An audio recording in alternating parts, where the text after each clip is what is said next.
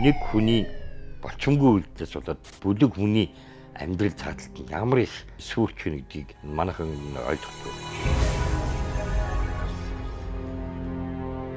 Нүд бүр ингээл зүгээр ингээл гэлбал өнгөрөх шиг болсон байхгүй юу?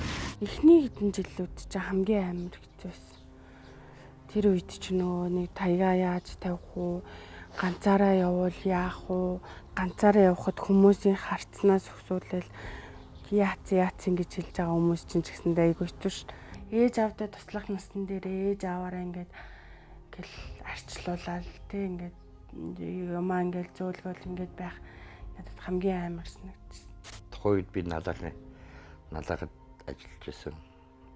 Тэгээд зэм төлөвлөрөө ажил дээр ажиллаж байгаад дүүгээс энэ тухай сонсчод Ламатратад гинтлийн мэдээ ирэхэд охин маань ирсэн. Ээж аваагаа танихгүй, эмээ дүүнэрээ танихгүй. Би шокын байдалтай байсан. Осолд орохдоо хоёулаа гимтсэн миний хөл.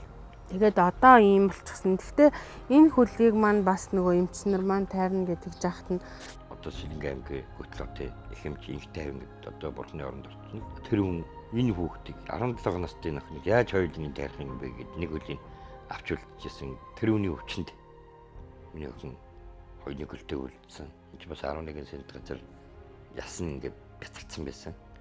Одоо гэх юм бол нэг иймэрхүү байсныг энэ донд нь яснуудыг үлүүлж ингээд бороодуулаад энийг ч бороодуулахын бүтэн 7 сар болсон шүү дээ. тэгээд хотод ирээд хотын нөгөө нэг гимтлийн эмчнэр бүр сайн ингээд идгээгээд тэгэл одоо нэг хөлтөөгөө энэ нэг хөл дээрээ би асуудалгүй явж шээ.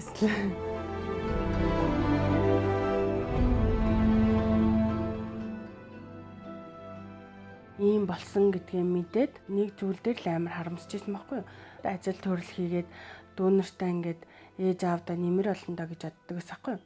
Тэгсэн чинь тэгж чадахгүй болсон. Тэгээд өөрөө ингээд асруулж байгаа гэж бодохоор л өөр ирэхгүй гомдоод идэгс. Миний охин замын хажуу зогсчоод толиороо хувцаа машины тол хувцсанд нь үлгэгдэл, хувцсан толинд үлгэгдэл тэгж хэрэгцсэн байгаа байхгүй.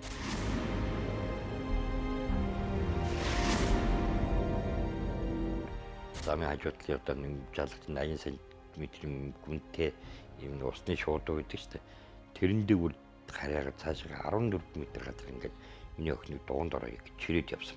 Та ингээд охиныгаа хараад суугаад тухайн цаг үед би тэр машин доогоор орчих миний яасан бодогдчих та дараа жил өнгөрсөн гэсэн. Тэгээд яг тэр агшин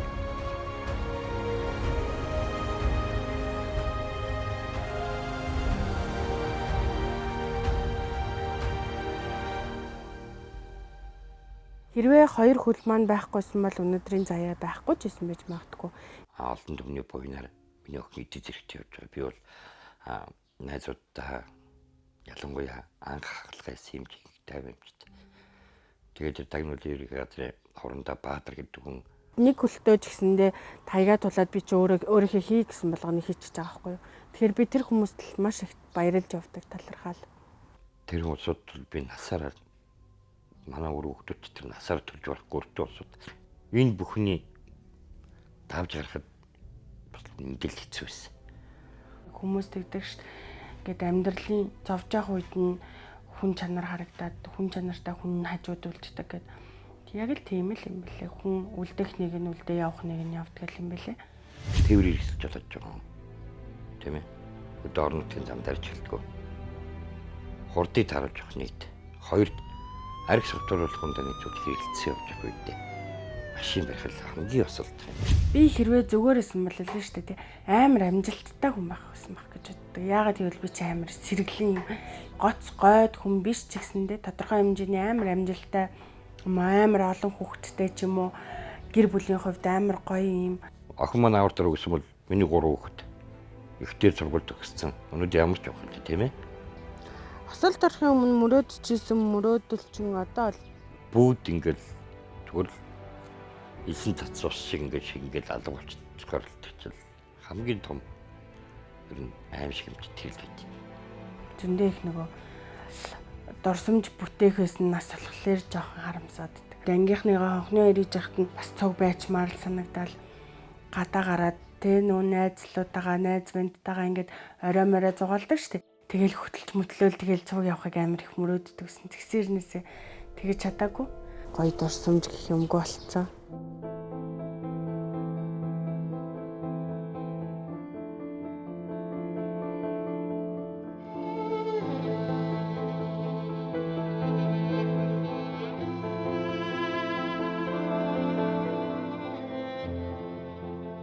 Үүлээ ард суусан л бол хэрвээ суух гэж байгаа бол арх бич яваач. Цэцэг зөрүүч сайх хүний сайх охиныг ийм болгож байгаа тийм ээ. Ямар их харамсаж байгаа бол өөрийгөө яас их үзий ядж байгаа бол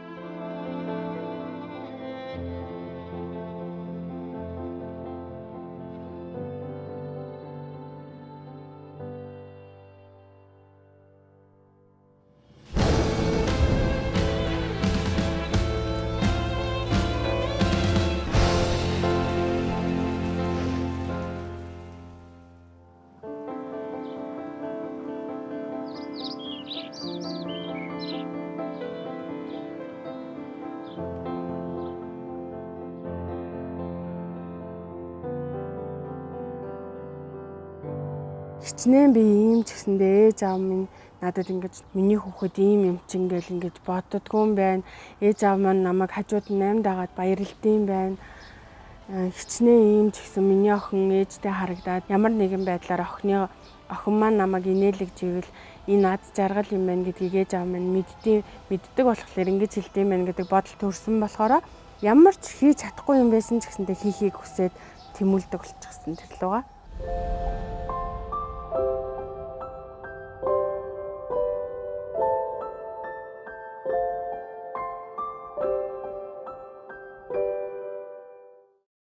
Осолд орсон байгаа би ч гэсэндээ амар юмыг олон юмыг хийж үзэж байгаа болохоор зүгээрээс нь би бол бүр илүү хийж явах байсан баг гэж боддог байхгүй. Хэрвээ ингээд бүжиглийг хичээсэн бол дайггүй бүжигчин байх байсан баг гэж боддог шээ.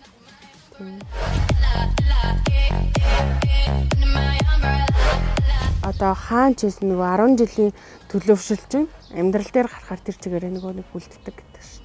10 жилдээ ингээд юмыг ингээд сорж үздэг юм ингээд өөрийгөө ингээд бүх юм ингээд сордог байсан болохоор нөгөө одоо ч гэсэндээ ингээд энийг хийж чадах байх гэсэн ихтгэл үнэмшил байгаад байдаг байх гэж бодож байна.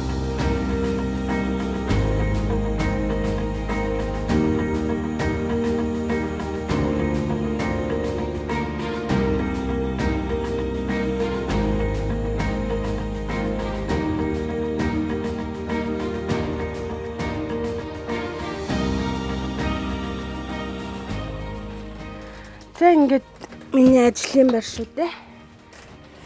Өдөөдөө сонгох уу? Өглөө 5:30 гээл онгоно. Тийм биш үү? Тийм тэгжиж л амьдрын шүү дээ. Одоо ингээл эрт тосоод эрт ажиллаа эхлүүл арай сайн. Хүмүүс ингэдэг шүү дээ.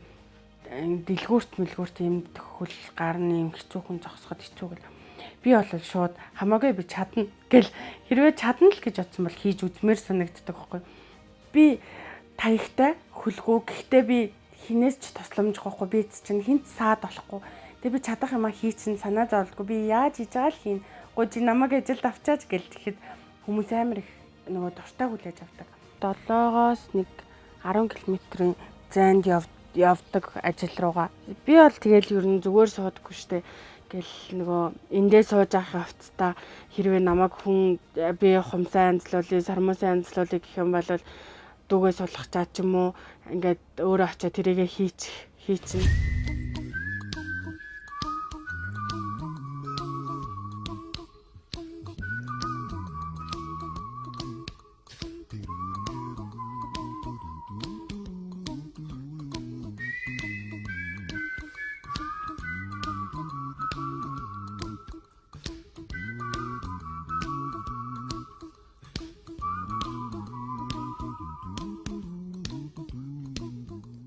Би ийм бүр амар мэрэгжлийн бүр амар том маникюрыг бодвол би зүгээр л сонирхогч ахгүй юу. Тийм хүмүүсээр хийлгэж байгаа хүн, надаар хийлгэж байгаа хүн хоёрын хооронд бас жоохон ялгаатай шүү дээ. Тэгэхээр тэр хүмүүс надад ингээд өө чи өстой гоё ижлээ, энэ нь ямар хөөрхөн юм бэ гэдэг ч юм уу. Яг энэ зөгцсөн байна да гэж мэдлэхээр амар гоё цаанаасаа нэг урам аваад. Тэгэл тэр сонирхлоо хөгжүүлээд жоохон ингээд юу хад манай намайг дэмцсэн хүмүүс зөндөө байгаа хгүй юу. Чи чадна. Зүгээр л ингээд хийгээд үз. Би чамд энийг нь заагаад өгье гэл ингэдэг хүмүүс зөндөө байсан. Тийм болохоор би шууд маникюраа ингээд хийгээл эхэлсэн чинь миний амьдрал шал ондоолж байгаа хгүй юу. Нэг халамж хүлээгээл ингээд суугаал бүр ингээд нэг сард тэтэрч амар жоохон мөнгө 50 мянга авдаг гэсэн байхгүй юу. Тэгэхээр чин айгүй хэцүү. Тэр мөнгө маань юу ч болохгүй бас. Гар урлалаар гэх юм бол нөгөө одоо ингээд өрөөлийн бардак, салфетагны уу нөгөө хайрцаг тэгээд машины дугаар, толгоон гоёл, эмэг бөгж зүйлт төлхөөрний осор гэдэг ингээд янз бүрийн юм хийдэг байхгүй юу. Эндээ сууж байгаа ч гэсэндээ гараараа хийцдэг болохоор ер нь бол айл болох нөгөө ингээд хийж чадах зүйлээ хийгээд чадахгүй зүйлээ хийхийг л хичээдэг. Гар маань хөдөлжил байвал ингээд хийж чадах зүйлээ бүгднгийн хийн үзэн л гэж боддог.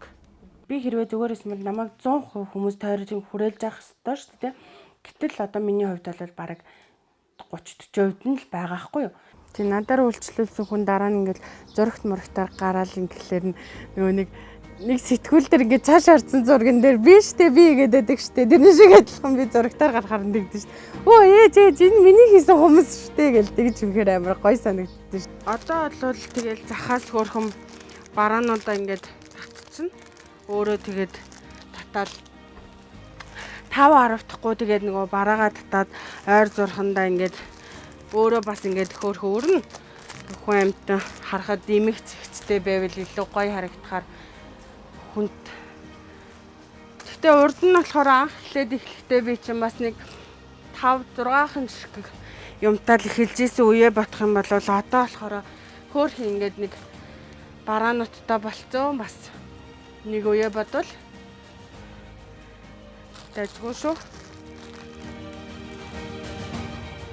12 жилийн хугацаанд энэ охиныгоо хөл дээр нь босгоод хүний дэдэ авч явахын тулд энэ бүх ачаа тийм ээ. Одоо манай гэр бүлийн хүмүүстийн нурам дээр л боожаа. Осолд ороод боддог гэсэн байхгүй. За одоо ээж авийнхаа ачийг юугаар хариулнаа гэл өөрийнхөө ингээ юу хийж чадах болоо гэсэн бодол төрөөд байгаа хэрнээсээ яг нөгөө оюутан их сургууль мургуул төгсөөг болохоор ажил байхгүй. Зүгээрээсэн бол би ингээ амар гоё юм туран хамаархаа тэгэл гоё охин байх гэсэн юм болов. Ер нь бол юм л амар тийм олон төрлийн юм хийж үзээд тэгээд магадгүй нөгөө нэг юм олон хүмүүст бас юм юу яаж ийсэн ажил мэргэжилтэй болгож ийсэн ч гэж магадгүй. Нэг хүний болцонгүй үлдээс нэг гэр бүлийн амьдрал тэр чигээрэл ингээл нөгөөд нь хүсч мөрөөдсөн бүх хүсэл мөрөөдөл тийм ээ. Хүүхдүүдийн маань мөрөөдөл, миний мөрөөдөл бүгд ингээл зүгээр элсэн цацуус шиг ингээл алга болчихгоор л тэгчил хамгийн том ер нь аим шиг юмч тэрл байт юм. Манайх чинь тийм амар баян чинэлэг нэг амар айл биш. Тэгтээ нөгөө амар юм олон дүүтэйсэн ээж аав маань ажил хийж байгаа ч гэсэн олон дүү нартай ингээд байсан болохоор одоо энэ охин маань аваад ороод 12 жилийн хугацаа болоход нийтдээ 11 удаа хагалгаанд орсон. Нэг удаагийн хагалгааны зардал 4-өөс 16 сая төгрөг болдог. Өдөр болгон 90 мянган төгрөгийн махтуулжууд тариа 140 мянган төгрөгийн яс ургуулдаг тариа. Манай гэр бүлийн 8 хүн бүгд энэ хүний төлөө л явж байна.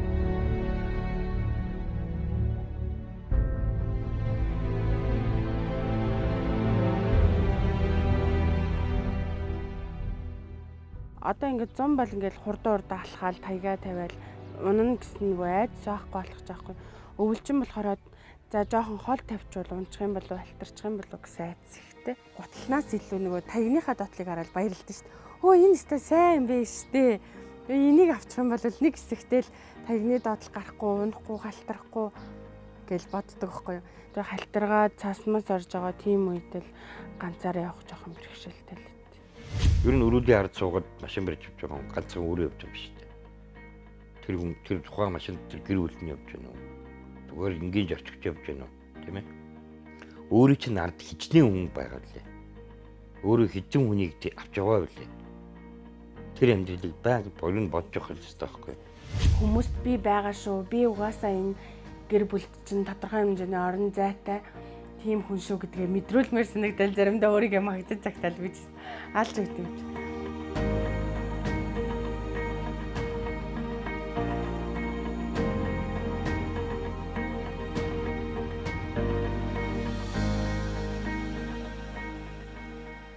Сүн өвөөс бодолд бөхөлцгөөрн сүдрээ нууц алхмаар байдаа